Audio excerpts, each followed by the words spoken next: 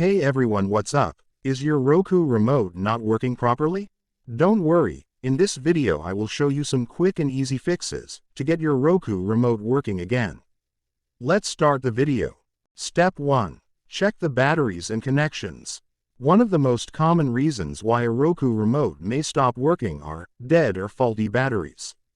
So, the first step is to check if the batteries are charged and placed correctly.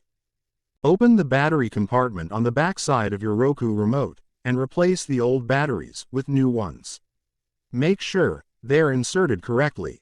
If the batteries are not the issue, check the connections between the remote and your Roku device. Make sure there's nothing blocking the signal between your remote and the Roku device. The infrared remotes need a clear line of sight. So, if you have anything like a stack of books or a vase in the way, move it out of the way. Step 2. Repair the remote with the Roku device again. Follow these steps to repair the remote. Press and hold the pairing button on the back of the remote until the LED light starts flashing. Wait for the Roku device to recognize the remote, and then release the button.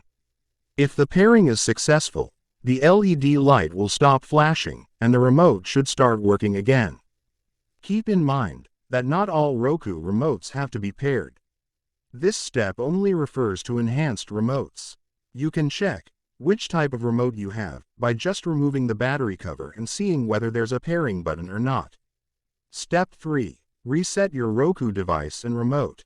If repairing the remote didn't work, you can try resetting both the Roku device and the remote. Here's how to do it. Remove the batteries from the remote. Unplug your Roku device from power.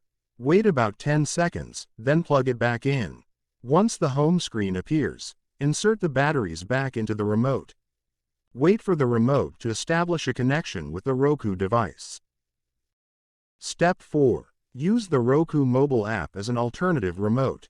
Download and install the Roku app on your smartphone or tablet, and connect it to the same Wi-Fi network as the Roku device. The app offers similar functionality as the physical remote, allowing you to control the Roku device, browse channels, and search for content. And that's it. With these tips, your Roku remote should be working again. If you found this video helpful, give it a thumbs up, and don't forget to subscribe for more tech tips and tricks. Thanks for watching.